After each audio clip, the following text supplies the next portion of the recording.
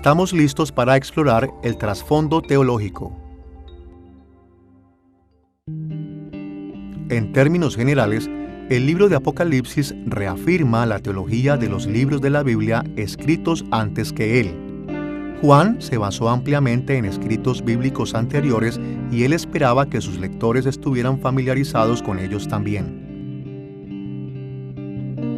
El trasfondo teológico del libro de Apocalipsis puede ser descrito de varias formas, pero en esta lección nos enfocaremos en tres conceptos principales. Primero, la doctrina bíblica de la escatología o de los últimos días. Segundo, el concepto del pacto. Y tercero, el rol de los profetas bíblicos. Veamos primero la doctrina de la escatología.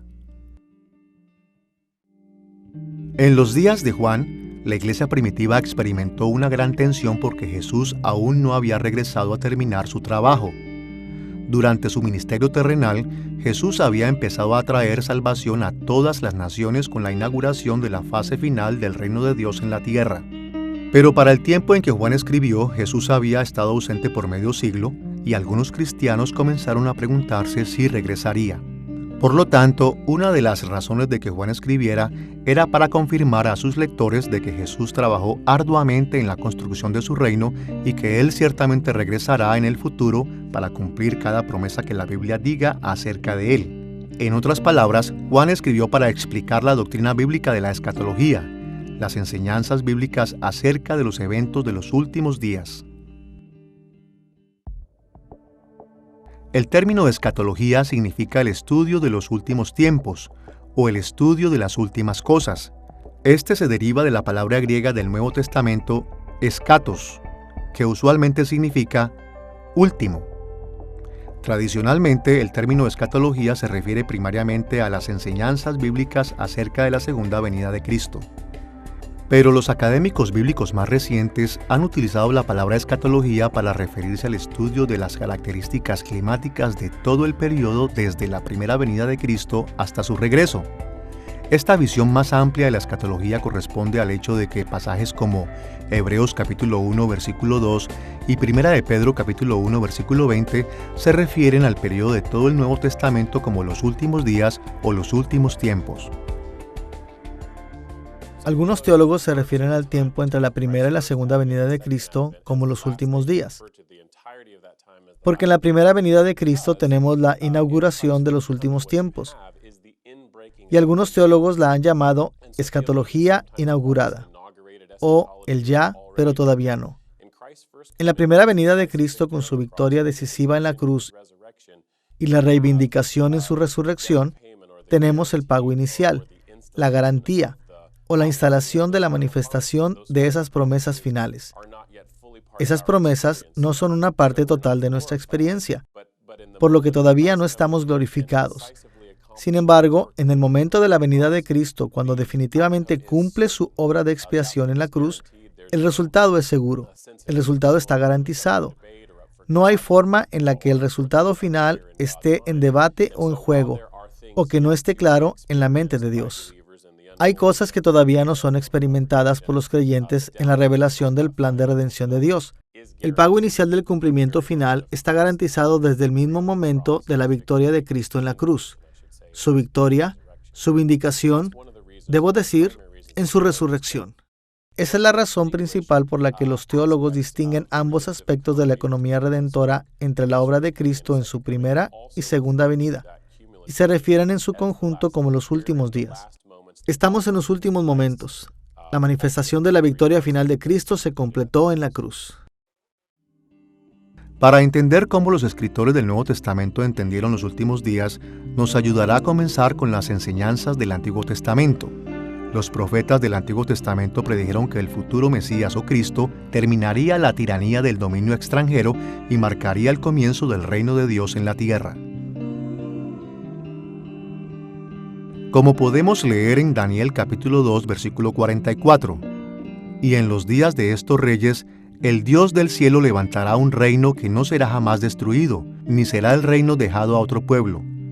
Desmenuzará y consumirá a todos estos reinos, pero Él permanecerá para siempre». En este versículo, Daniel enseña que el reino de Dios aplastaría a las naciones y gobernantes rivales con el fin de establecer un gobierno de Dios interminable sobre toda la tierra.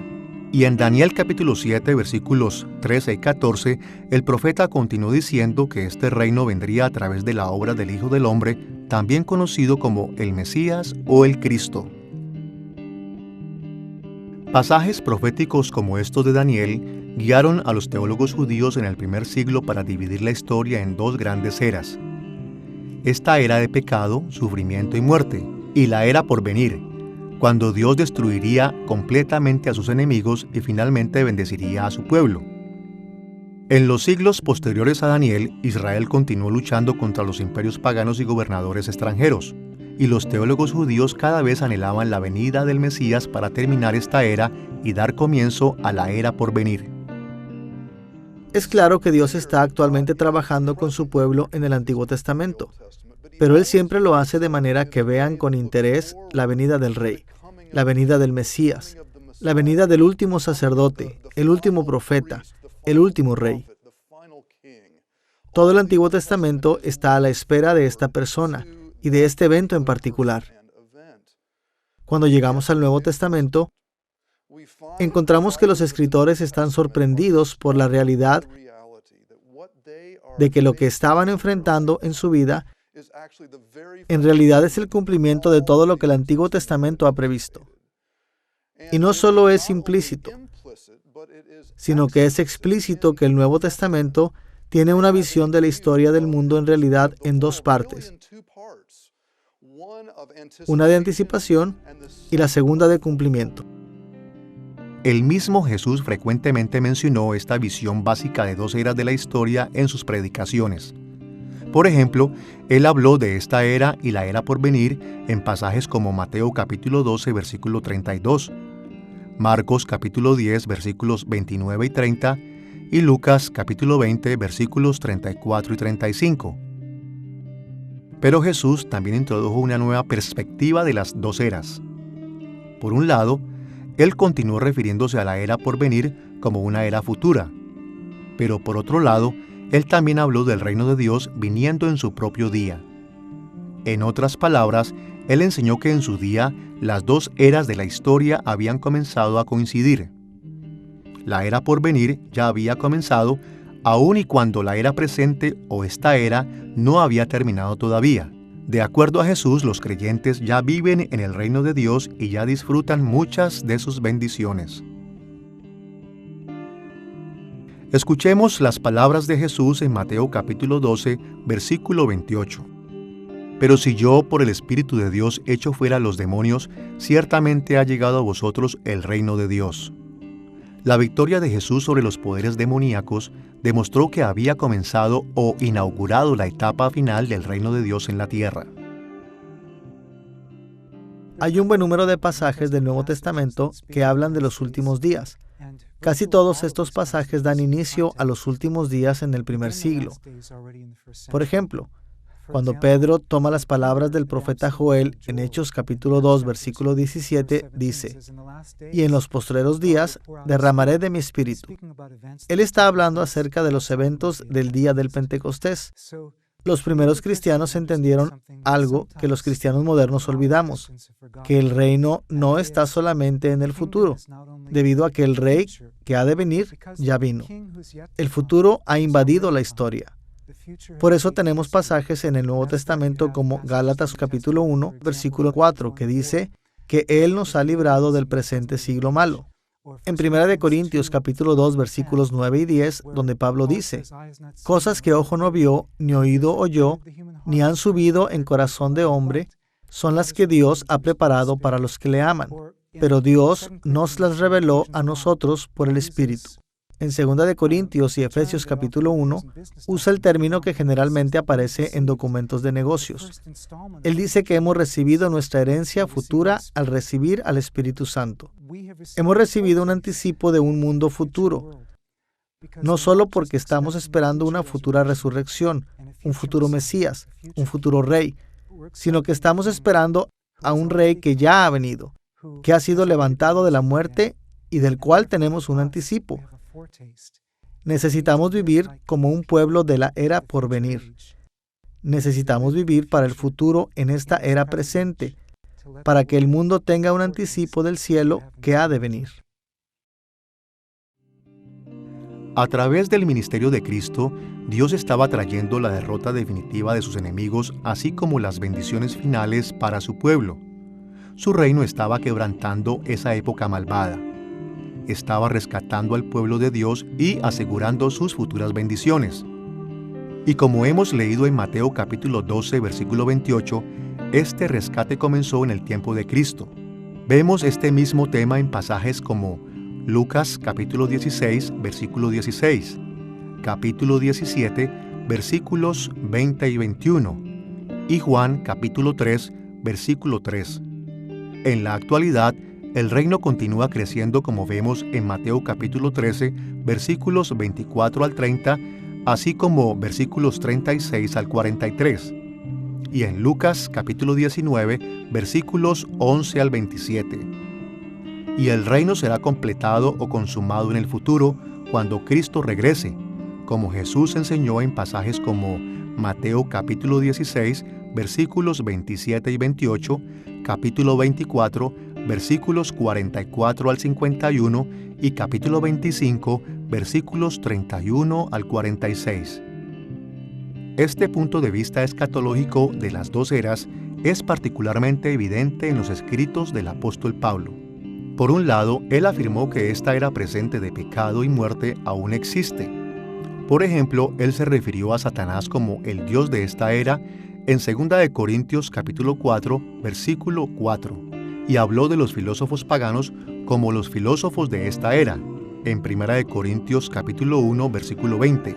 Incluso, Pablo usó la expresión la era por venir para referirse a la era futura, cuando el juicio y las bendiciones finales vengan a la raza humana. Vemos esto en pasajes como Efesios capítulo 2, versículo 7 y 1 de Timoteo capítulo 6, versículo 19. Y él explícitamente comparó ambas eras en Efesios capítulo 1, versículo 21. Por otro lado, Pablo también enseñó que la era por venir había llegado ya en algún sentido. Por ejemplo, en 1 de Corintios capítulo 10, versículo 11, él escribió que el cumplimiento de las eras había venido en Cristo. Y en Colosenses capítulo 1, versículos 13 y 14, dijo que los creyentes ya han sido puestos en el reino de Cristo. El punto de vista escatológico enseñado por Jesús y Pablo es algunas veces llamado inauguración de la escatología, porque dice que la era por venir ha comenzado o ha sido inaugurada, pero aún no ha llegado en toda su plenitud. Jesús inauguró el reino de Dios durante su primera venida, pero no acabó completamente con esta era. Y desde ese tiempo, las dimensiones de las dos eras han coexistido una con otra. Como resultado de ello, los creyentes han experimentado algunas de las bendiciones de esta era por venir. Pero no podemos experimentar todas sus bendiciones hasta que la era por venir sea consumada cuando Jesús regrese. De acuerdo a la escatología judía, el Mesías traería la era presente de pecado y muerte a un final culminante cuando Él introdujera la era por venir. Pero Jesús no hizo eso, y esto dejó a muchas personas preguntándose si realmente Él era el Mesías. Esta es una de las razones por las que los escritores del Nuevo Testamento trabajaron duro para explicar que el reino de Dios viene en etapas. Sí, este cambio fue sorpresivo, pero los poderosos milagros de Jesús y su testimonio fueron suficientes para probar que Él estaba diciendo la verdad y que Dios realmente tenía la intención de traer el reino de una manera inesperada. Cuando Jesús regrese, esta era malvada terminará por completo, y la era por venir llegará en toda su plenitud. Pero hasta entonces, las dimensiones de ambas eras continuarán coexistiendo una con la otra. Pero ¿cómo este punto de vista escatológico impactó a Juan cuando escribió el libro de Apocalipsis? ¿Y por qué este punto en particular de la teología fue tan importante para él y para su audiencia? Durante el tiempo en que Juan estuvo escribiendo el libro de Apocalipsis, las iglesias de Asia Menor estaban luchando con una notable discrepancia en sus creencias. Por un lado, ellos creían que Dios gobierna la historia y que Cristo había alcanzado la victoria sobre esta era de maldad. Jesús había cumplido con las esperanzas del Antiguo Testamento al venir como Salvador de todos los que creyeron en Él. Pero por otro lado, las iglesias de Asia Menor tenían que lidiar con la realidad de que el mal todavía estaba trabajando en su mundo. Como resultado, enfrentaron algunas preguntas muy difíciles como: si la salvación de Cristo ya ha venido, ¿por qué el mundo sigue tentando a los cristianos a pecar? Si Cristo reina, ¿por qué no nos libera de la persecución? Y por supuesto, ¿cómo y cuándo terminarán todas estas aflicciones? De una forma u otra, todas estas preguntas se refieren a la escatología. Y estas son precisamente el tipo de preguntas que el libro de Apocalipsis responde. Juan estaba plenamente consciente de las tensiones teológicas creadas por la perspectiva de los últimos días del Nuevo Testamento. Una de sus metas para el libro de Apocalipsis era ayudar a los cristianos a enfrentarse con ellas. A través de su libro, él animó a sus lectores a ver esta tensión a la luz de dos victorias. Primero, llamó su atención a la victoria que Jesús tuvo sobre la era actual. A través de su muerte, resurrección y ascensión, Cristo ha asegurado a cada verdadero creyente salvación espiritual interior. Esta victoria es celebrada en pasajes como Apocalipsis capítulo 1, versículo 18, donde Cristo proclamó que Él había resucitado de la muerte y nunca volvería a morir. También en Apocalipsis capítulos 5 y 12, donde habla repetidamente acerca de la autoridad y el poder que Cristo recibió a través de su muerte y resurrección. En la segunda victoria, Juan destacó la victoria final que Cristo logrará cuando regrese, una victoria que resultará en la completa destrucción de los enemigos de Dios y la renovación de toda la creación. Esta victoria final se puede ver en pasajes como Apocalipsis capítulo 1, versículo 7 y a lo largo de Apocalipsis capítulos 19 y 22. Juan quería que su audiencia original supiera que Jesucristo realmente había derrotado el poder del pecado, del sufrimiento y la muerte, justo como el Antiguo Testamento lo había predicho. Y sobre esta base, Juan también animó a sus lectores a creer que Jesús regresaría a completar el juicio y la salvación de Dios. Tenemos que pensar acerca de cómo el inesperado retraso del reino de Dios afectó la perspectiva de la audiencia original, a los lectores originales del libro de Apocalipsis. Cristo había ascendido. Los evangelios dan testimonio de eso. Los apóstoles fueron testigos. Hay cosas tanto en los evangelios como en lo que dice el apóstol Pablo, que pueden entenderse como que Cristo vendría pronto. Y así esos cristianos del primer siglo profesaron abiertamente a Cristo como Señor, por lo que comenzaron a experimentar persecución y dificultades, incluso dificultades normales de agitación económica. Ellos pudieron preguntarse si la promesa de Cristo de regresar otra vez había fallado. Esta es la forma en la que ellos deberían responder a esta situación.